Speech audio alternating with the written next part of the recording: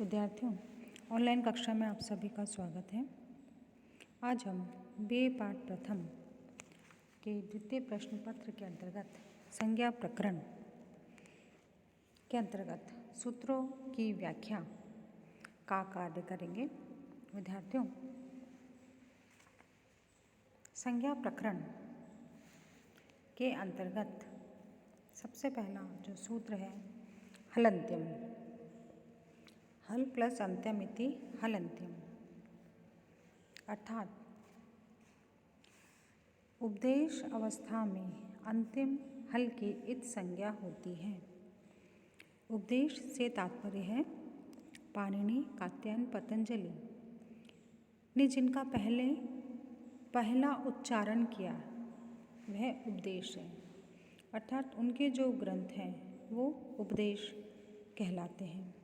जैसे धातु पाठ, गण पाठ, उणादि, लिंगानुशासनम आदि। तो विद्यार्थियों, जैसे सबसे पहला माहेश्वर सूत्र है ऐ उन, तो अंतिम जो नकार है वो इत संज्ञक है और हल भी है, व्यंजन है। अतः हलन्त्यम सूत्र से नकार की इत संज्ञा होती है। विद्यार्थियों, धातु पाठ में पठित जैसे डुक्रिय धातु के अंत में होने वाले जो व्यंजन है यकार की इत संज्ञा हलन्त्यम सूत्र से होगी। इसी प्रकार गणपाठ में देखें तो देवट शब्द के अंतिम जो व्यंजन है टकार, उसकी इत संज्ञा हलन्त्यम सूत्र से होगी। विद्यार्थियों, दूसरा सूत्र है अदर्शनम लोपः, संज्ञा सूत्र है। जिसका अदर्शन है उसकी लोप संज्ञा होती है। अदर्शन का अर्थ है श्रवण का अभाव, अर्थात न सुना जाना। न सुना जाना लोप कहलाता है। तो इस प्रकार से उच्चारण से प्राप्त का न सुना जाना या अनसुना कर देना, उसकी यहाँ पर अदर्शनम लोपः सूत्र से लोप संज्ञा होती है। यहाँ अदर्शन संज्ञा है और लोप क्या है, उसकी संज्ञा है। जैसे कि कोई व्यक्ति सखान पद का उच्चारण करता है, किंतु यहाँ पर व्यवहार में सखा का ही प्रयोग होता है। विद्यार्थियों, अगला सूत्र है तस्य लोपः, उसका लोप होता है। तस्य यानी उसका लोप हो जाता है, यानी जिसकी इत संज्ञा होती है उसका लोप हो जाता है। लोप करने वाला एकमात्र सूत्र है तस्य लोपः। जैसे ऐ उण में अंतिम जो णकार है, जो हलन्त है, उसकी इत संज्ञा हलन्त्यम सूत्र से होती है और तस्य लोप सूत्र उसका लोप कर देता है। तो जिसकी इत संज्ञा होती है, चाहे वो स्वर हो चाहे वो व्यंजन हो, उसका लोप तस्य लोप सूत्र से होता है। छात्रों, अगला सूत्र है आदिरन्त्येन सहिता,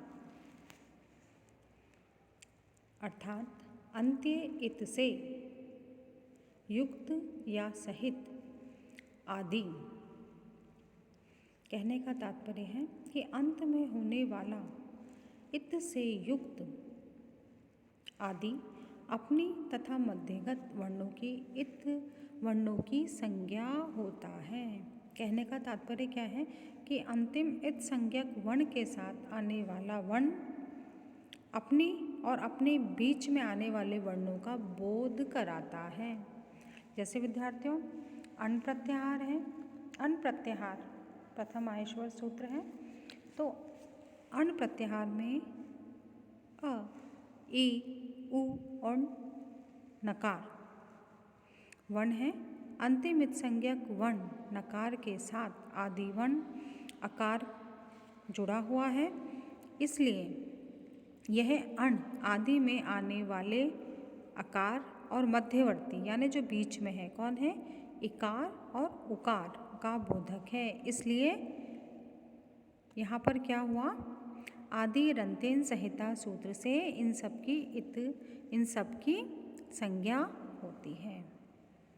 विद्यार्थियों, इसी प्रकार से अच, हल और अल आदि प्रत्याहार भी अपने मध्यवर्ती वर्णों के बोधक होते हैं। विद्यार्थियों, अब हम चलते हैं अगले सूत्र की तरफ।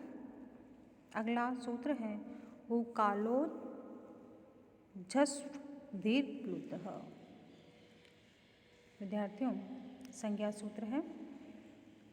इस सूत्र का अर्थ है उकाल वाला अच ह्रस्व दीर्घ प्लुतः संज्ञक होता है। उकालः अर्थात छोटा ऊ, बड़ा ऊ और ऊ। कहने का तात्पर्य है कि ह्रस्व दीर्घ और प्लुत काल वाला उकाल कहलाता है। अच अर्थात सारे स्वर। तो विद्यार्थियों, सूत्र का अर्थ हो गया ह्रस्व उकार, दीर्घ उकार और प्लुत उकार काल वाले ह्रस्व, दीर्घ और प्लुत संज्ञक होते हैं।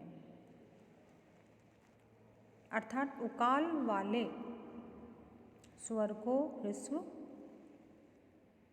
उकाल वाले स्वर को दीर्घ और उकाल वाले स्वर को प्लुत कहते हैं। जिसमें एक मात्रा का समय लगता है वो ह्रस्व, जिसमें 2 मात्रा का समय लगता है वो दीर्घ और जिसमें 2 से अधिक मात्रा का समय लगता है वो प्लुत स्वर कहलाते हैं। इसी आधार पर स्वर 3 प्रकार के हो गए, ह्रस्व स्वर, दीर्घ स्वर और प्लुत स्वर। विद्यार्थियों,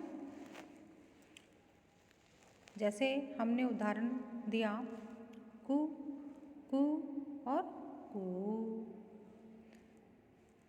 इसी प्रकार से हमें स्वरों को समझना चाहिए। विद्यार्थियों, अगला सूत्र है उच्चैरुदात्तः। अगला सूत्र है उच्चैरुदात्तः। उच्चैः यानी ऊंचा, ऊंचा उदात्त संज्ञक होता है। कहने का तात्पर्य है कि ऊपर वाले भाग में उच्चार्यमान जो अच है, स्वर है, उसकी उदात्त संज्ञा होती है। जिस स्वर का उच्चारण अपने निर्धारित स्थान से ऊपर वाले भाग में होगा वह उदात्त कहलाएगा। जैसे अकार का उच्चारण स्थान कंठ है, यदि वह अपने उच्चारण स्थान कंठ के ऊपरी भाग से बोला जाएगा तो वह उदात्त संज्ञक कहलाएगा। विद्यार्थियों, अगला सूत्र है नीचै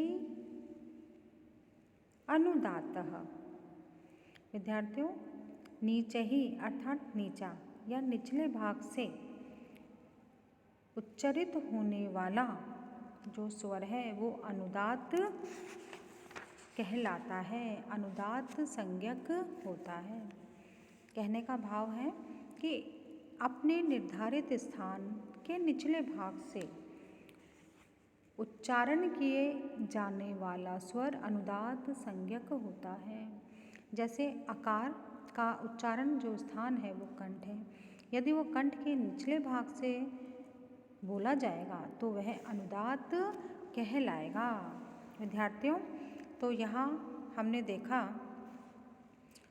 स्वरों को, स्वर 3 प्रकार के हो गए काल के आधार पर, ह्रस्व, दीर्घ और प्लुत, और फिर उसके पश्चात हमने उनके उच्चारण स्थान के आधार पर 2 प्रकार के स्वरों को पढ़ा, उदात्त और अनुदात्त। विद्यार्थियों, यही हमारा व्याख्यान समाप्त होता है।